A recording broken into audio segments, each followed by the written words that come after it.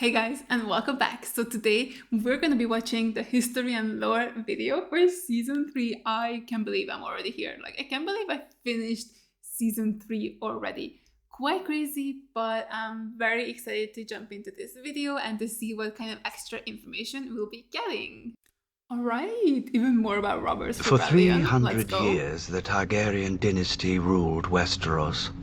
Wars were still fought, homes still burned, and men still died.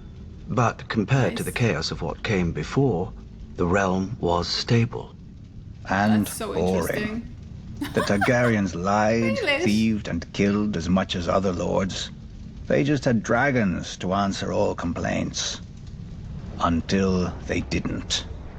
When the last dragon died, it was only a matter of time before the Targaryens followed.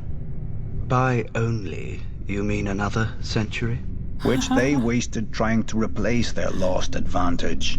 Incinerating their own palaces to hatch dragon eggs, drinking wildfire to become dragons, and let's not forget the Mad King's favorite, burning men alive so he could pretend to be a dragon. We urged Aerys to pardon Brandon That's a little Stark. cringe, dude. The boy had threatened Prince Rhaegar, but Rhaegar had stolen the boy's sister. And the boy was the eldest son of our Warden of the North. Who's the greater fool, a Mad King or the man who reasons with him? Aerys saw knives in every shadow. When you told him to treat the Starks with caution, you made him afraid. And what he feared, he killed. I wouldn't have thought you, of all people, would bother with recriminations for Brandon's death, Lord Baelish. Not after your, shall we call it, duel with him? Brandon was as arrogant as he was stupid. Like his father, Lord Stark, who answered Aerys' summon to the capital. They earned their fates. But the younger son, Ned, what was his crime that Aerys ordered his death as well? Unlike men, families don't die when you lop off their head. At the very least, you should have pointed out that loyal and dutiful Ned was living with Jon Arryn, a proud and over-righteous lord with an impregnable castle and no sons of his own. Perhaps you could have spared Aerys the embarrassment of revolt. If only we'd had the foresight to consult you, Lord Baelish, but I suppose first we'd have had to know who you were. Nobody knew Robert Baratheon either, yet he claimed the right to sit on the Iron Throne. He had Targaryen blood, through his mother. A pretty dress for an ugly truth. It was war, and he could swing a hammer harder than the other options. When did you know you'd lost, Lord Varys? When Robert Baratheon killed Prince Rhaegar on the Trident. Wrong. You lost the war when you let Ned Stark slip back into the north. Neither the bloody gate of the Vale or Moat Cailin in the north have ever fallen. They could have held out for years, even if you'd killed Robert. But you let him slip through your fingers as well. I told the court that Robert was hiding in the Stony Sept, but the hand of the king wasted too much time searching the city. Something about the glory of single combat. Then Ned Stark's army arrived to save the day. Too bad Lord Tywin wasn't the hand any longer. He would have simply razed the town and been done with it. Perhaps. And perhaps the rebels would have found even more of the countryside flocking to their banners. I'd almost forgotten. You weren't always so loyal to the Lannisters during the war, were you? I did my duty to the realm. When Lord Tywin showed up at King's Landing professing loyalty, I warned Aerys not to open the gates. Prince Rhaegar was dead, our army scattered. The lion does not stir unless he smells meat. I admire your powers of persuasion, Lord Varys. Few could traffic in so many secrets to so little avail. Grand Maester Pycelle told Aerys what he wanted to hear, that his old friend Tywin was there to save him. Then Aerys' old friend sacked the city, and his son stabbed Aerys in the back. A regrettable, though necessary action. As were the pardons the new King Robert bestowed on the royalists. Mace Tyrell, Barristan Selmy, you. King Robert wisely chose order over vengeance. Jon Arryn wisely chose for Robert, but Jon Arryn died. Then Robert, then Ned. So ended their glorious revolution. And Westeros has been burning ever since. Let it. How Targaryen of you. One of the mad ones. Fire turns even the proudest oaks to ash, leaving newer roots space to climb. Sure. Oh my god. Dude, those two together, Varys and Littlefinger, are my favorite. Like, those two divas, they're just so good. I love them so much. I'm so happy they got to do one together. Like, this was the most fun one we've watched so far. I could watch hours and hours of them just bickering and talking to each other. It's just so good. Anyway, let's learn about House Reed, because like this, it tells me nothing. Mudmen. Bog devils. Those are just the most pleasant names our fellow northerners have for us. The Crannogmen who live in the swamps of the Neck. Because we do not live in castles like them. Because we do not farm like them. Because we are not tall or rich like them. But through our veins flows the same blood of the first men. And, at times, maybe something more. We still live much as they did, on floating islands in houses of thatch and woven reeds. We fish, hunt, and tell our children of our heroes. The knight of the laughing tree who fought in the year of the false spring. The last marsh king who challenged the Starks and lost his crown and his daughter. And other stories, older still, since lost to the world. The Neck was not always a swamp. In the Dawn Age, it was as dry and fertile as the rest of the north. But during the war with the First Men, the children of the forest brought down the hammer of waters on the Neck, trying to break Westeros in two. When the waters finally receded, they left the bogs and swamps we know today. Yikes. Many of the First Men decided to fight on, but my ancestors wisely chose to heed the children's power and advance no farther.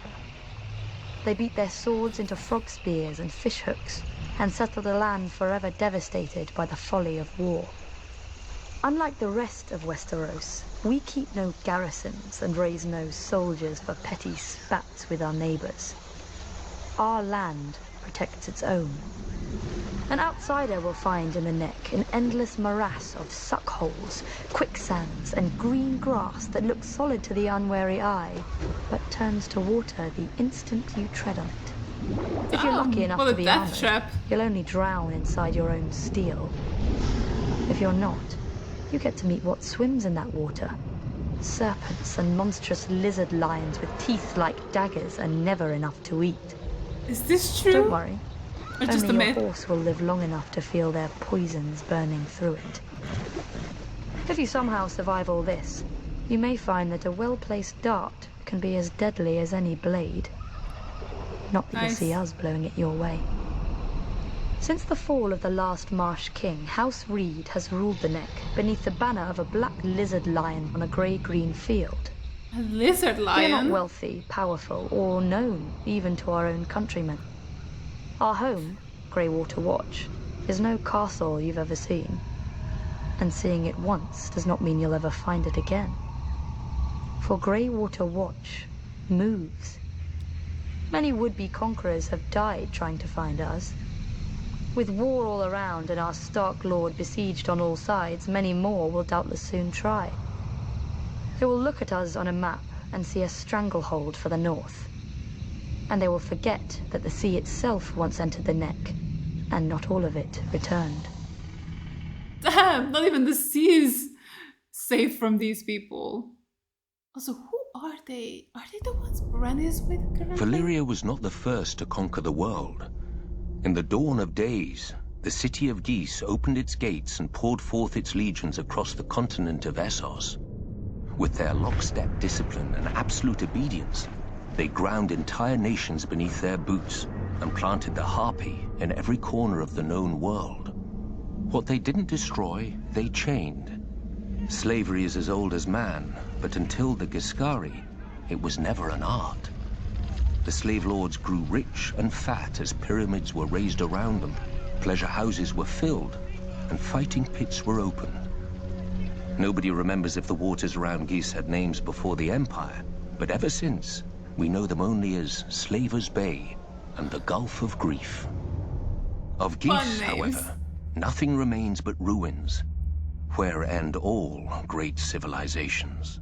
5,000 years ago, Valyrian shepherds stumbled on strange eggs, and within a few generations, an upstart Valyrian freehold rose across the sea.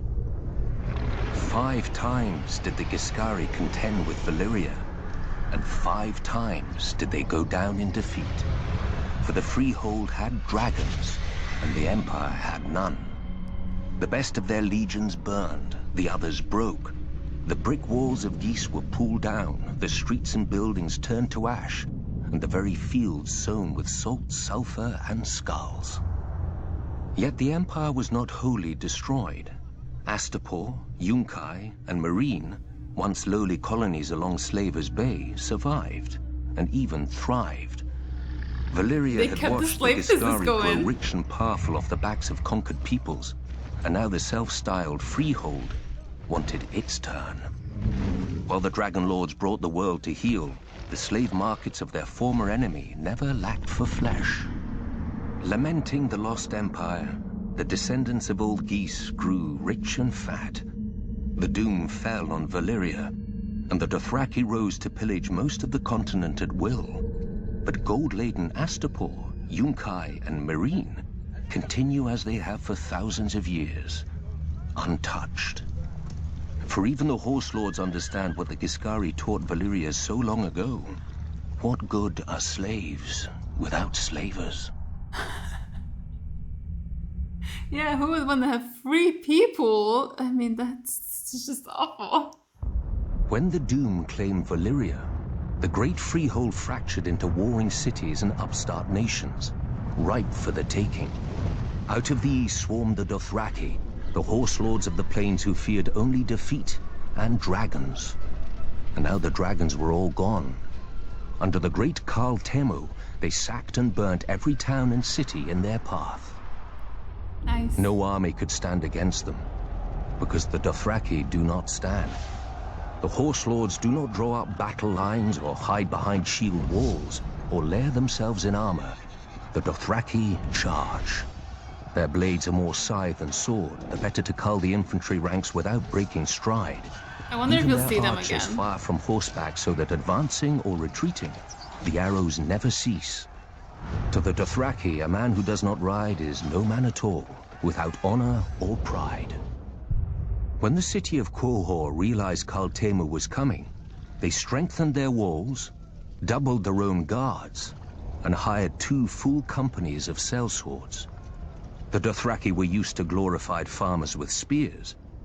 Quohor would show them a proper army, with mounted and armored cavalry to match the Horde's own. As an afterthought, the city leaders sent an envoy to Astapor to buy Unsullied. The slavers had always claimed that the Unsullied were the great Giscari legions come again. Few cared.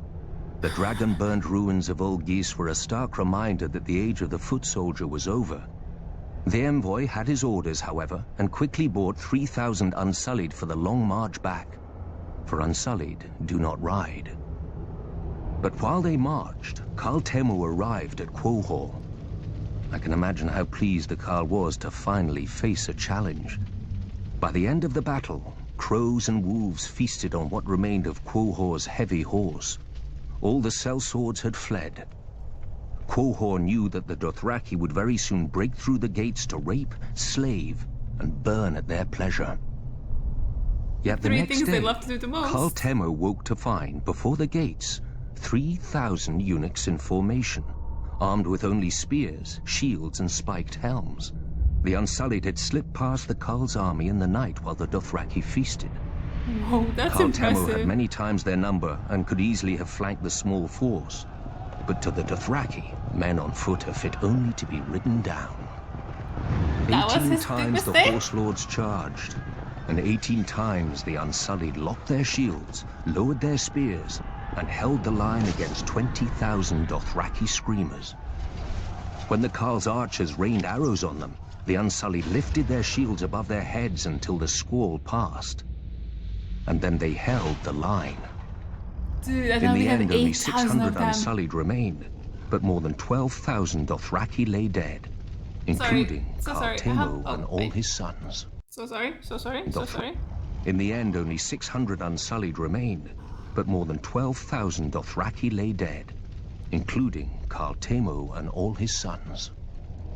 The new Khal led the survivors past the city gates, where one by one, each man cut off his braid and threw it down before the feet of the Unsullied, defeated and shamed forever. Jeez. Since that day, the Unsullied fill the ranks of cities and households wealthy enough, or desperate enough. Sellswords fight for gold, knights for glory, and Dothraki for blood. To a man, the Unsullied fight only to obey. With the right master over them, imagine how the forces of chaos would break against their shields. The conquerors, the madmen, the usurpers. This is so exciting. And now we have 8,000 of them. Like, I knew they were good, but like, they're good at fighting. Growing up, my sister Sansa loved stories with princesses and knights, but I always wanted to be scared. When my turn came, I would ask old Nan to tell us of magic and monsters. Long ago, when the world was new, the children of the forest sang the song of the earth, and the earth listened. Magic was strong in those days, and the children could commune with all the beasts of the forest, streams, and air. The greatest of them could even leave their bodies to hunt, swim, and fly in the skins of animals. They were the first wargs.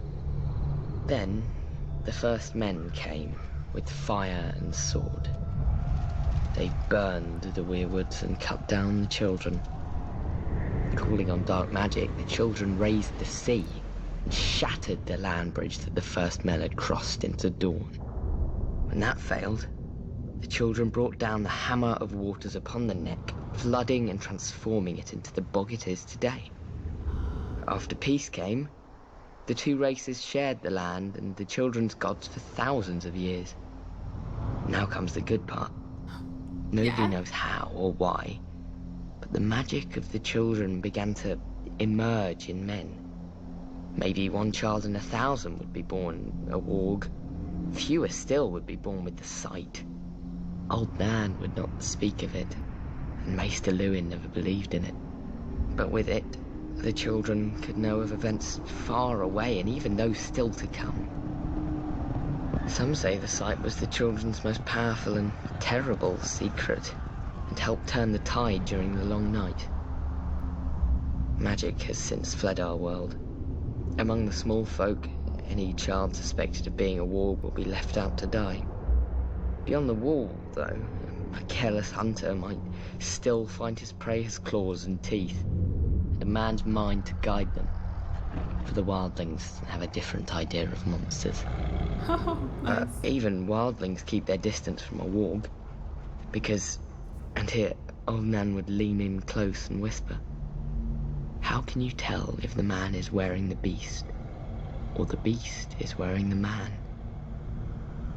Now, old Nan has no more tales, and Maester Luwin will never scoff again. That's fine. I don't like scary stories anymore. Because your whole life's a scary story now. I'm in one. Yeah, exactly. Okay, it's interesting that he mentioned like this long night. That's the thing that was like the White Walkers coming for the people, right? Like that was the long night. So I'm assuming at some point in this show we're gonna have something similar because we have to. And I'm wondering if maybe Bran will play a pivotal part in that or something.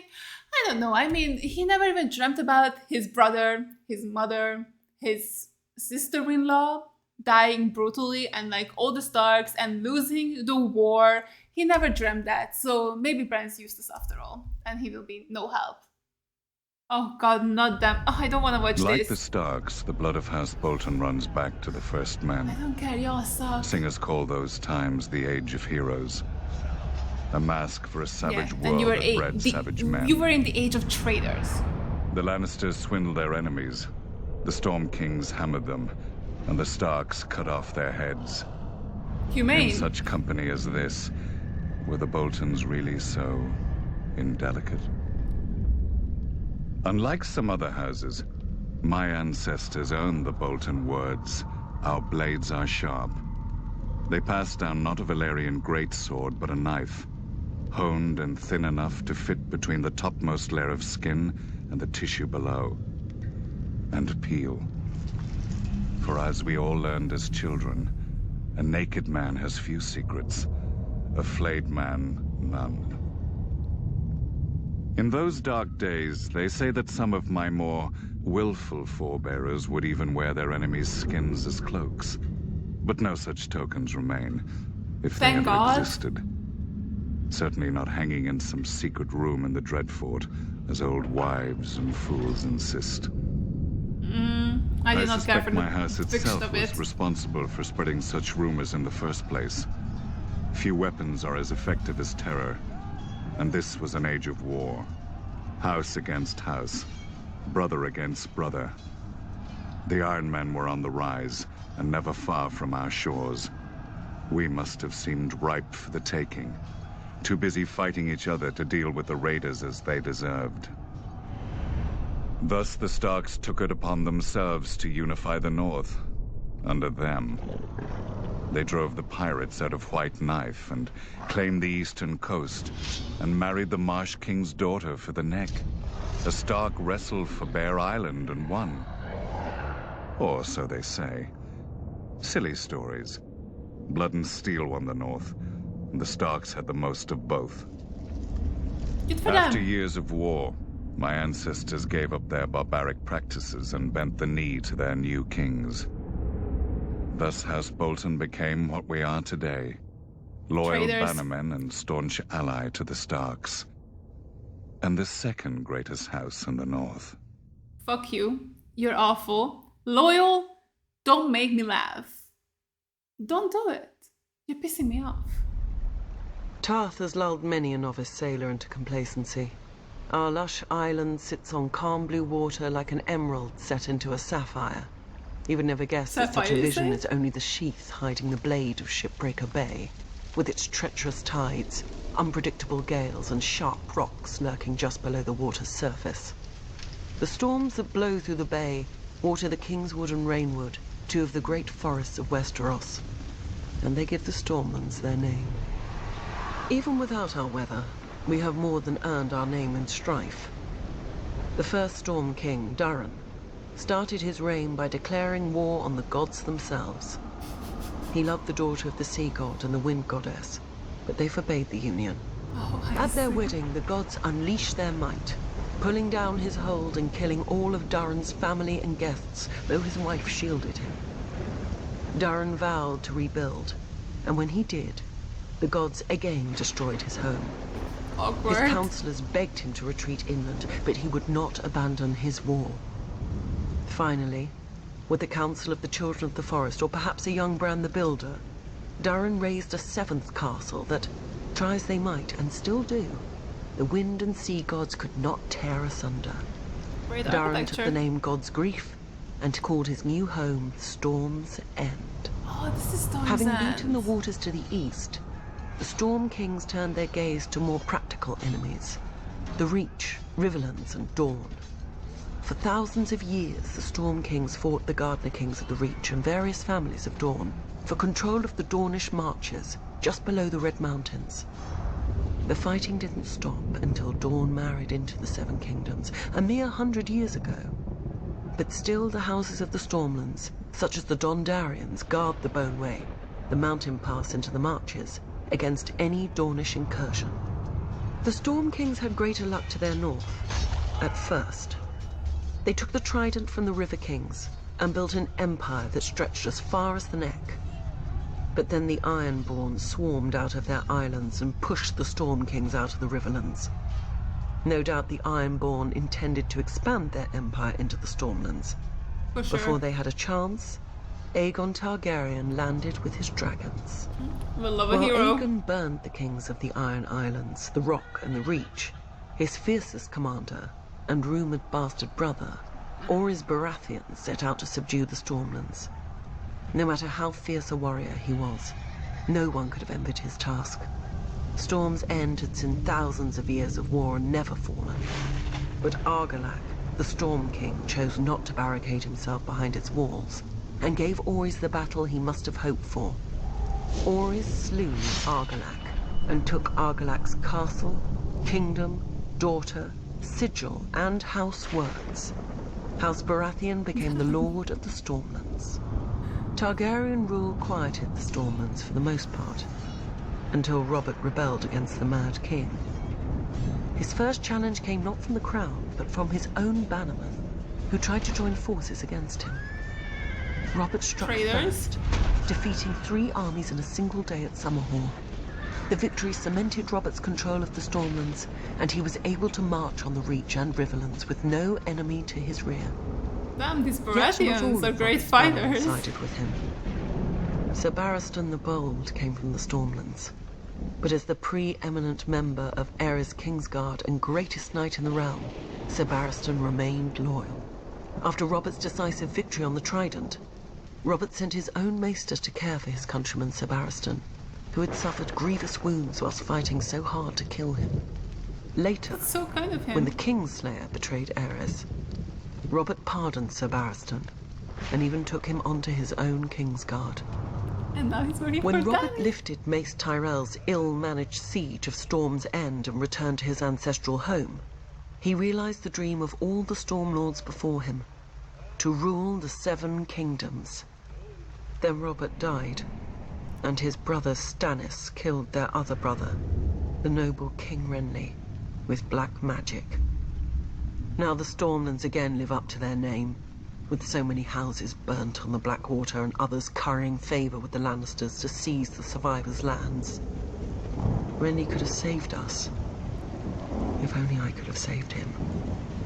But I will teach Stannis a lesson he should have learnt growing up in the Stormlands. As lightning gives way to thunder, so too must murder lead to vengeance. Oh shit, Brienne! She's on the warpath. I guess she could do that now, right? Because Cat is dead. I think Jimmy was asking her, right, at some point, like, what are you gonna do or something? I'm not sure about that, but yeah, it could be so interesting to see Brienne now maybe go for her vengeance, right? Because technically her job is now done. So yeah, maybe that's what she's gonna do. Interesting. Impregnable. That's how the Vale sees itself. Shielded from Westeros by its mountains. They call the entrance to their land the Bloody Gate because, during the Age of Heroes, a dozen armies supposedly smashed themselves against it. Even if they'd gotten through, the roads of the Vale are narrow, steep, and treacherous. Half the men would have slipped to their deaths, or frozen in the mountain snow. Or so the common wisdom goes. Except the Vale has been conquered. Those vaunted mountains didn't stop the Andals who came by the Eastern Sea. The people of the Vale say that Sir Artus Arryn, the Andal general, flew on the back of a giant falcon and slew the Griffin King on top of the tallest mountain. During Aegon's conquest, one of his sisters did the same, flying her dragon over the Bloody Gate and up to the Eyrie, the Arryn stronghold. And the Arryn boy king yielded the Vale in return for a ride on the beast. Do you sense the theme here? Yeah, you The should have rationalizing children of be in feats of charge. mythical beasts and the whims of children, instead of acknowledging the root cause, the arrogance of isolation. The men of the Vale are so proud of their mountains, they can't abide any flaw in them. As with the mountains, so too with their blood. The first Andals landed in the Vale as its most powerful lords, the Arryns, the Waynwoods, the Corbrays, like to brag. Through their veins runs the blood of the oldest Andal nobility in Westeros. But through their brains runs an even older folly. That blood matters. If it did, those pure-born lords should have been able to exterminate the hill tribes centuries ago.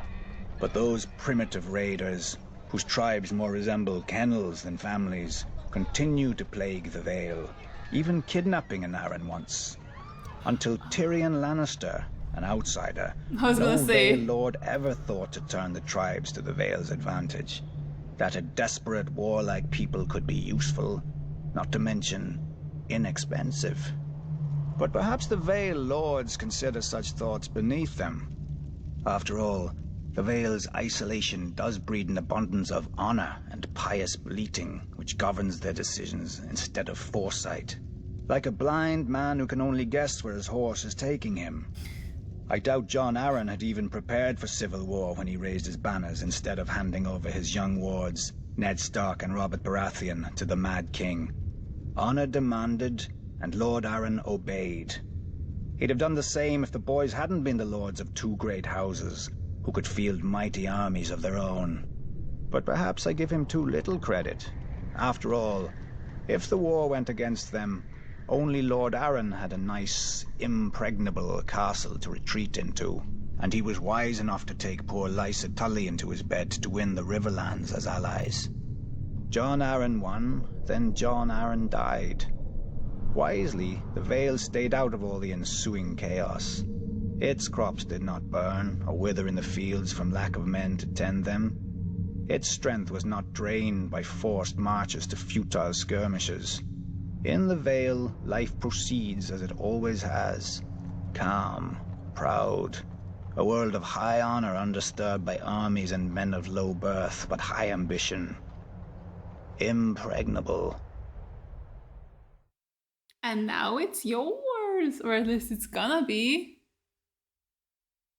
As a boy, looking out from my father's castle, I thought the sun could never set on the north, so vast did it seem.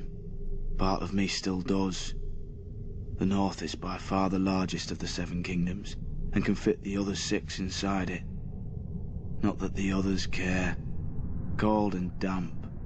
That's how the southerners see the north. But without the cold, a man can't appreciate the fire in his hearth. Without the rain, a man can't appreciate the roof over his head. Let the south have its sun, flowers and affectations. We northerners have home. Mine was once Winterfell, the ancient seat of my father's family, House Stark, who have ruled the north since the first men and were once the kings of winter. Growing up, Lady Catelyn made sure I knew I wasn't a Stark, no matter how much blood I shared with her true-born children. Oh, poor Jon. But where their name rules over the north, mine is the north. Snow. Our land stretches That was from so the dramatic, wall I down loved to the it. neck, a narrow land that divides us from the rest of Westeros. Legend has it that the children of the forest flooded it in their war against the first men.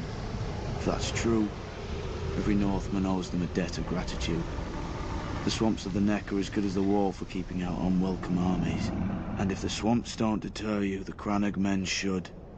Small, shy people who rarely leave those swamps, and who follow House Reed, the gatekeepers of the north, and among the most important and loyal bannermen of House Stark.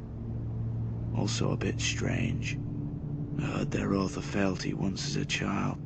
It's like no other lords, ancient and dark. They swear by earth and water, by bronze and iron, and by ice and fire.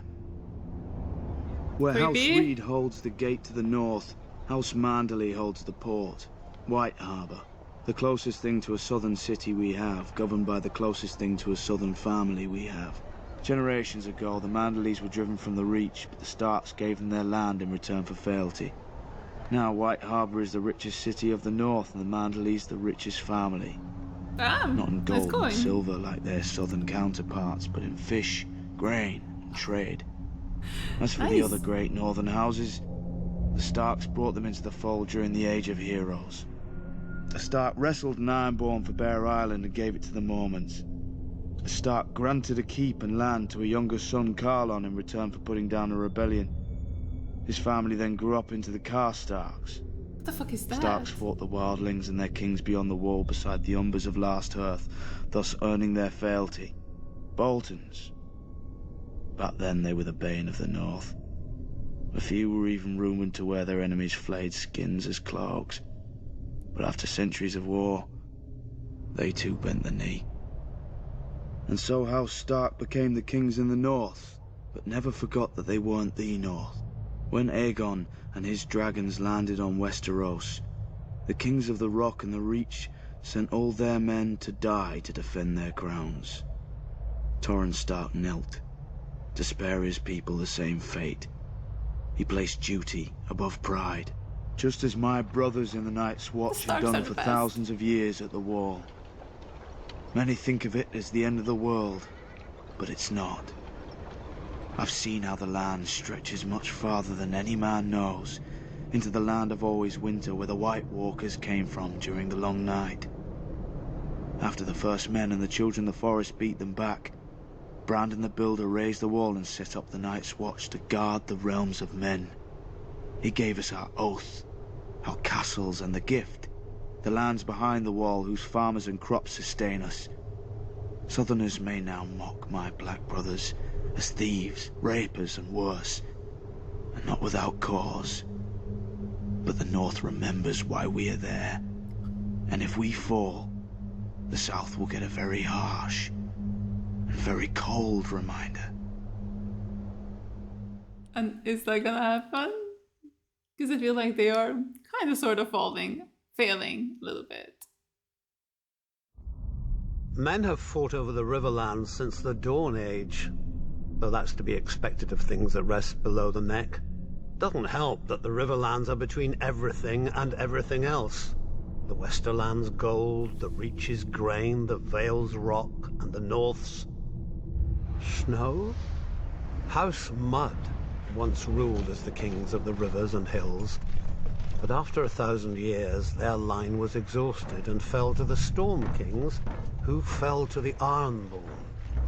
I suppose after years of drowning at sea, our rivers look pretty attractive to that race of pirates and rapers. Never mind that their monstrous castle, Harrenhal, was too large to staff and garrison. It turned out the Ironborn wouldn't be there long enough to bother. Aegon Targaryen landed to our south, and, as had many before him, liked the look of the Riverlands. My ancestor Edmund Tully led the desertion of Riverlords to his cause, and was rewarded by getting to watch King Harren burn in his own tower. Unfortunately, that's not all Edmund got. House Tully was named the Lords Paramount of the Trident, which means we had to keep in line all those lords who hadn't governed themselves for thousands of years. That seems like a We hard were job. then responsible for aiding the Lannisters at Seaguard against the pouting Ironborn whenever they got cheeky. For settling Harrenhal on families stupid enough to think its curse would skip them after devouring all previous families. For keeping the Blackwoods and Brackens from wiping each other out and giving us 2 more castles to deal with.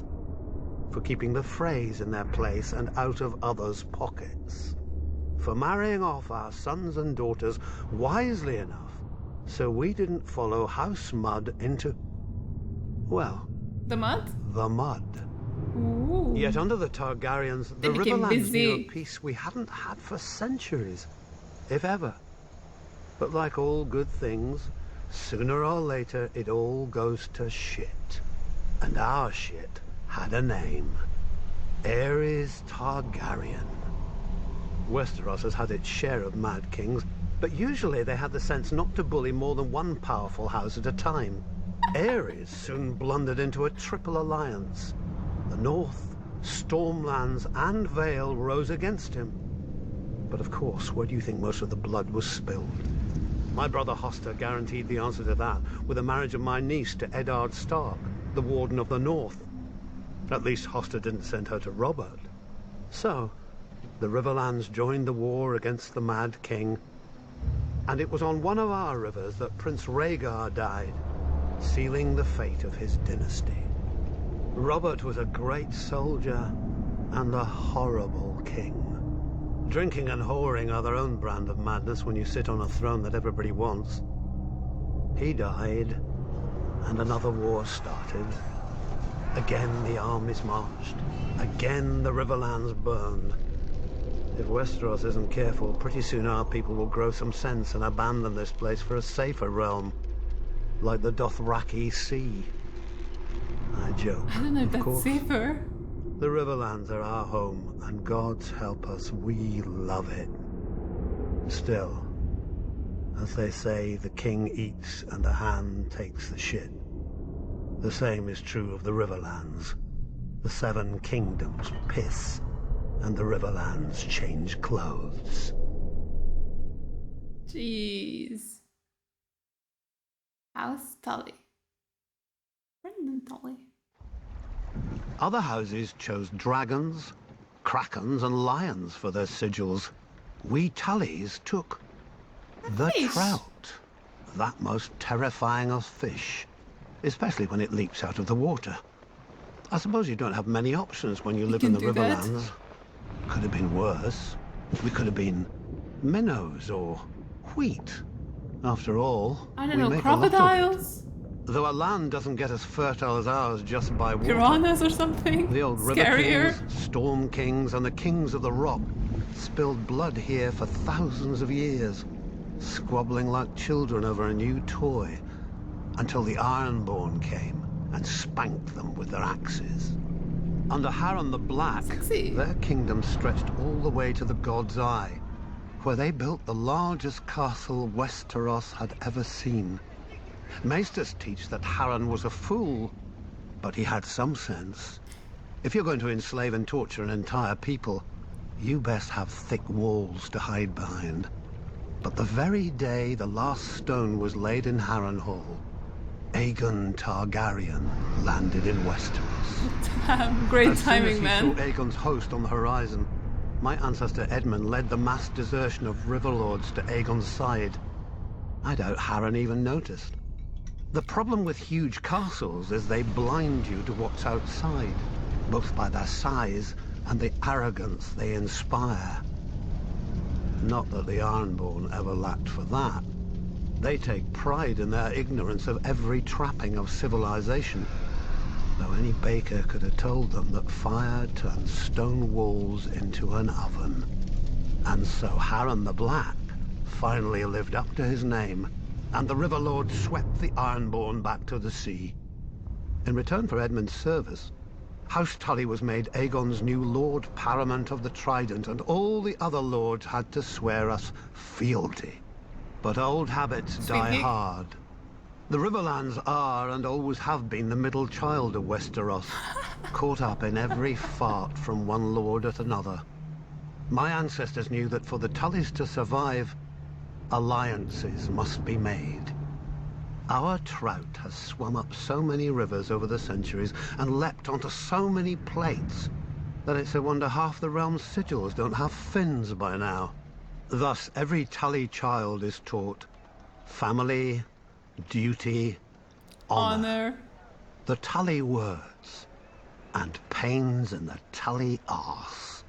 When I returned from the War of the Ninepenny Kings, people called me Sir Brynden. But my older brother Hoster called me Engaged. A great match with a very rich house, to be sure. But I just fought and killed a great deal of men and had no desire to be told when and whom to marry. I broke ties with him, earning the name Blackfish along with my personal sigil. A much more intimidating black trout. Ooh, I was badass. too stubborn at the time to realize that while other houses fight with swords, House Tully fights with marriages.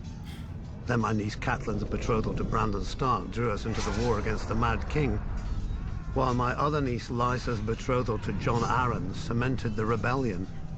If I'd have obeyed my older brother earlier, we'd have had the largest navy in Westeros with us then as well, and our victory would have been swift. Of course, I never mentioned this fact to my brother. He'd have taken it as an apology. My brother is dead now, and my nephew Edmure rules in Riverrun. God's help us. A trout that can't tell the worm from the hook. But he is a Tully, and he is unmarried, and there is a war. We all know how this story ends. Maybe she'll be beautiful. Maybe she'll be rich.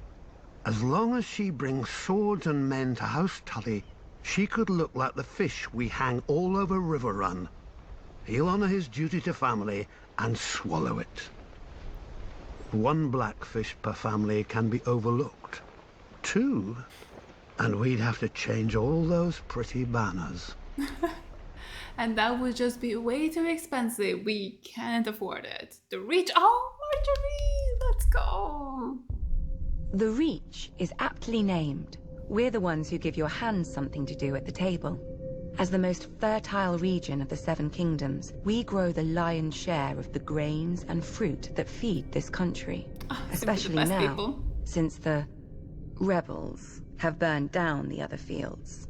Thankfully, House Tyrell is here to do its duty to the crown and keep the capital from starvation. Yet, as with all gardens, weeds grow in the Reach too, though few name them as such. Singers fill our heads with chivalry and courtly love, fluff to make boys fight and girls swoon. Oh, the songs are good enough for a pleasure barge down the Manda. They give pleasure to the common people and harmony to the realm. But if the rise of House Tyrell proves anything, it's that virtue and honor have their place. And if you're not careful, that place is the grave. Unlike the Lannisters, Starks, and Arryns, we were never kings in our own right. House Gardener ruled the Reach since the Dawn Age, and we were their stewards. While they warred to enrich their already rich domain, we managed their castle of Highgarden. But then Aegon Targaryen landed with his dragons. Nobody knows why the Gardener King took the field against him. Anyone could see that a man who grows flowers should beware a man who grows fire-breathing monsters. But maybe it wasn't wholly his idea. Maybe someone whispered in his ear about all the face he'd lose with the other 6 kings if he stayed home. The rest is history. The last Gardener King lost his face, along with his body, and his steward Harlan Tyrell promptly yielded Highgarden to Aegon. Smart. My grandmother swears that Harlan was like most of our men and grew up banging steel together too loudly for a thought to penetrate.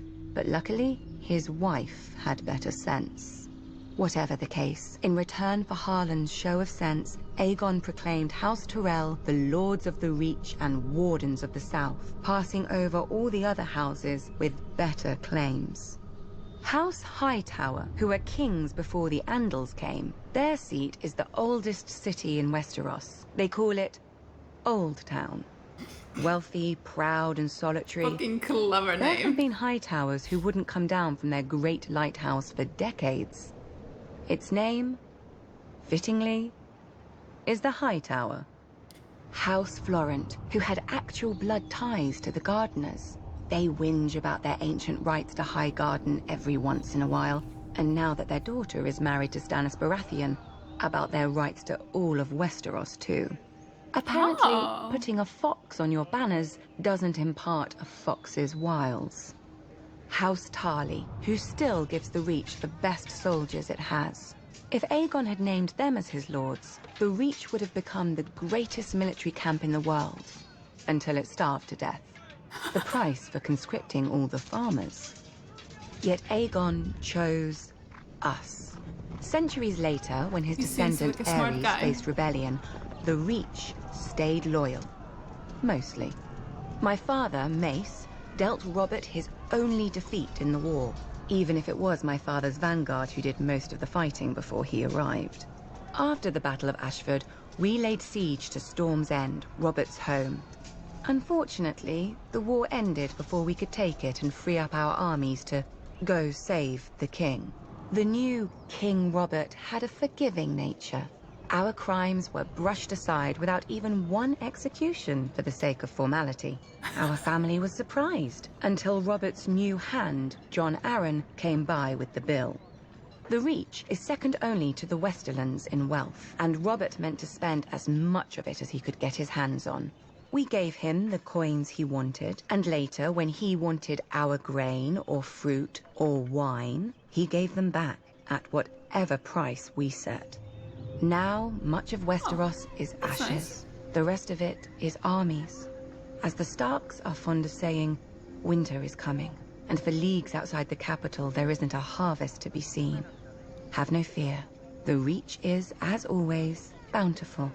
House Tyrell will manage the harvest and keep the Seven Kingdoms from starvation, like the good stewards we once were. Just ask House Gardener. Okay, I believe you. I don't. Catelyn Stark!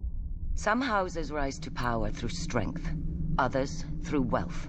I'm fine. House This Frey is fine. gained its title through cunning. Centuries ago, its founder looked at a map and noticed how the trident spears the neck, cutting off the north from the south. He realized that a river of gold would flow to the man who owned the right bridge across the water.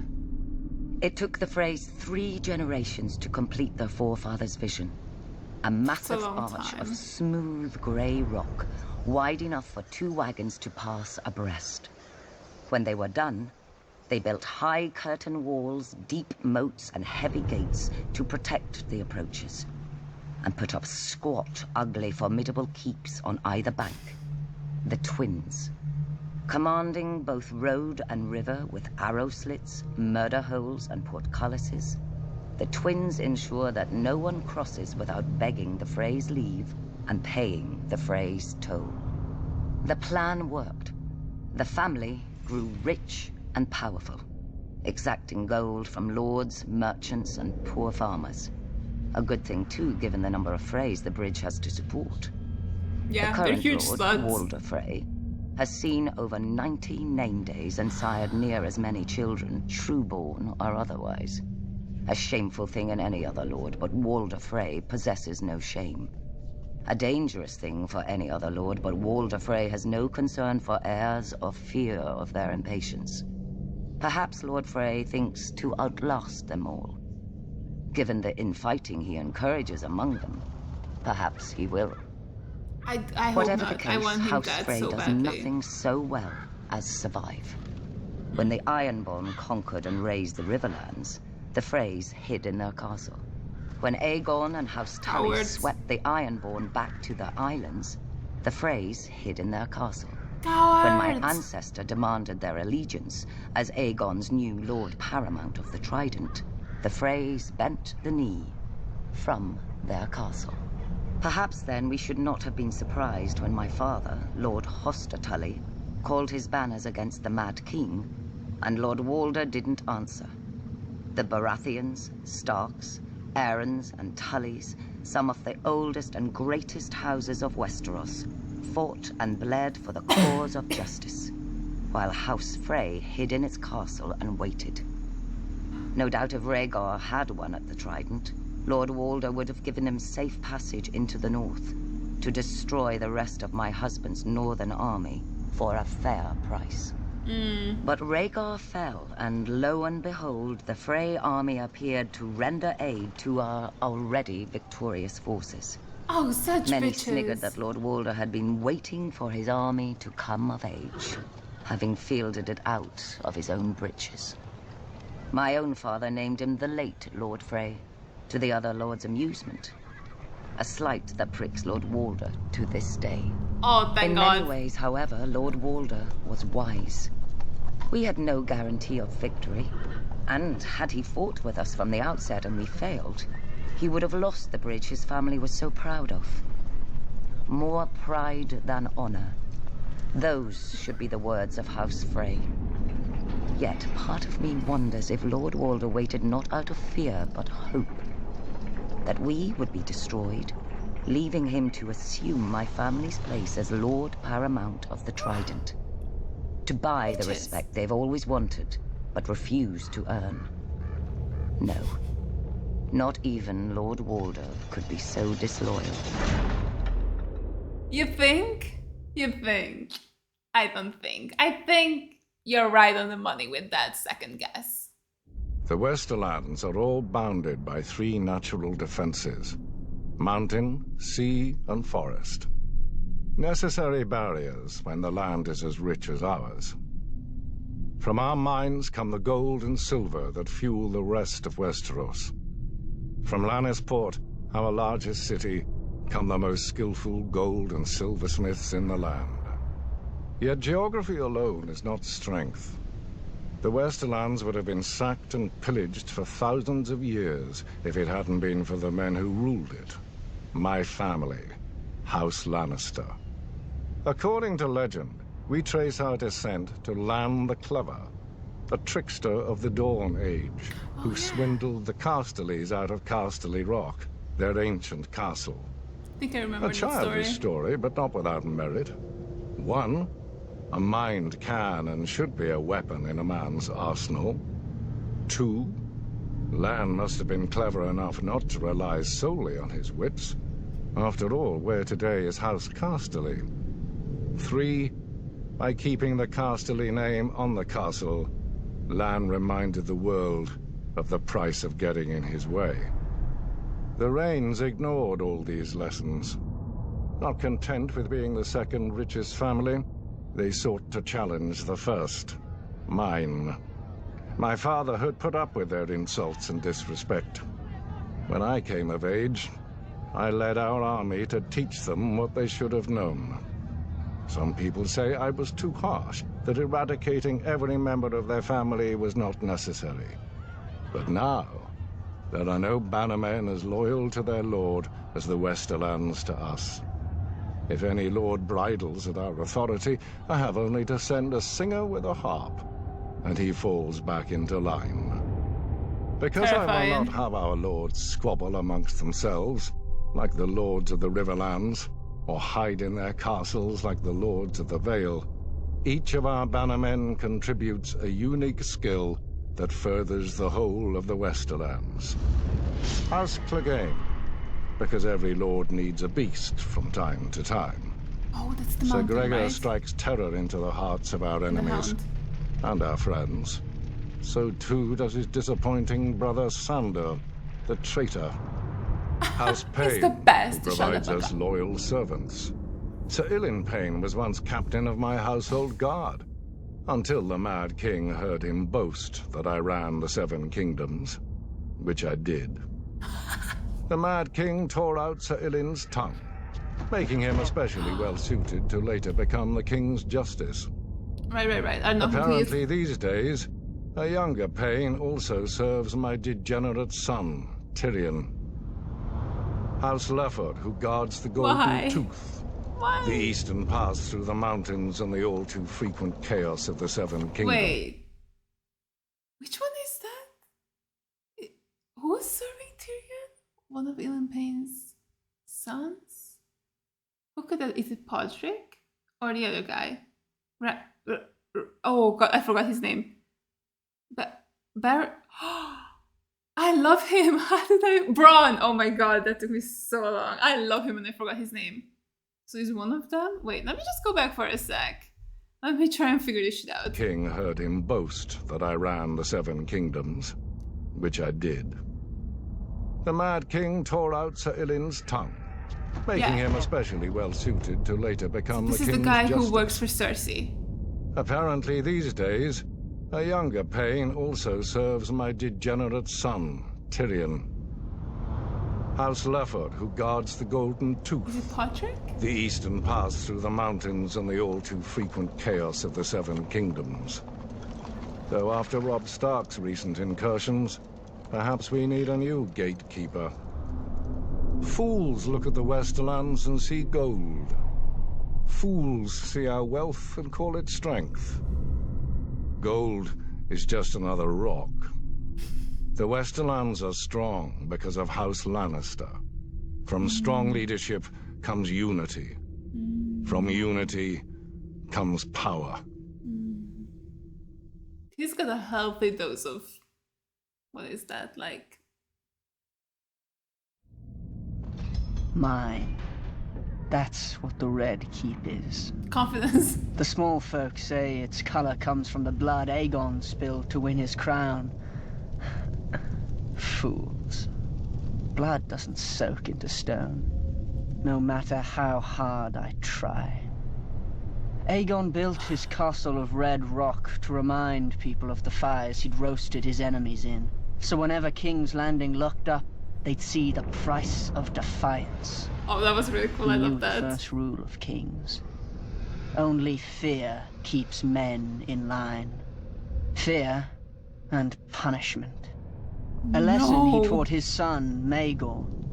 When the builders finally finished the Red Keep, Maegor executed them all to keep its secrets safe. Rumor has it, miles of hidden passageways run behind the walls and under the floors. Let's One day explore I'll have those. to find them. Traitors and women work in shadows. A king has no need for secrecy. Now, people name Maegor the Cruel, but I doubt any dared in his day. His strength was all too rare in the degenerate Targaryen blood.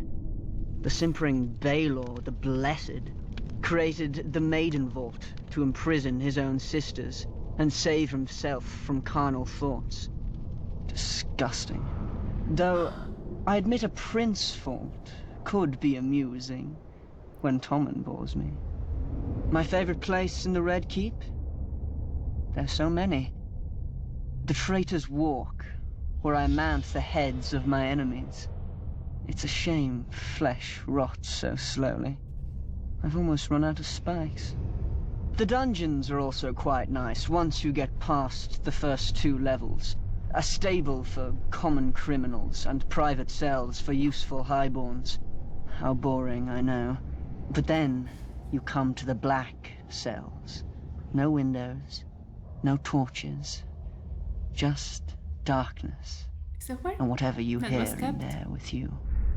Here we keep the greatest traitors until the king is ready for them. And with these, I often like to take my time.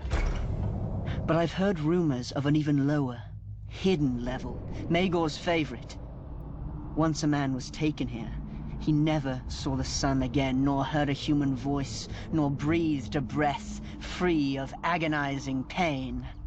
Varys must know the way, but that overgrown girl pretends not to. Maybe he fears I'll make him a victim. Maybe I will. Oh God! Then again, torture Varys chambers alone, aren't you just so private.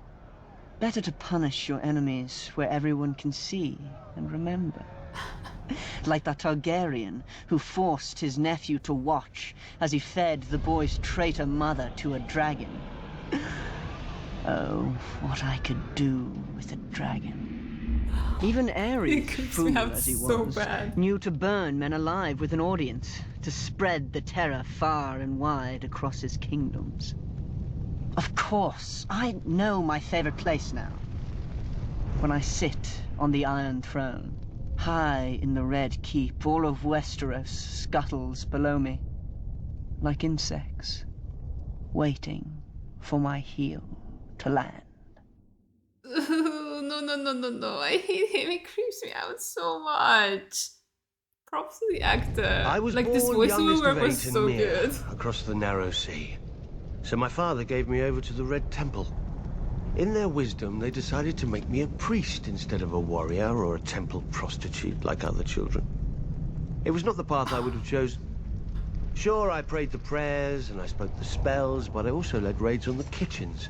And from time to time, they found girls in my bed. Such wicked girls. I never knew how they got there. Then again, I did have a gift for tongues. And when I gazed into the flames, well, from time to time I saw things.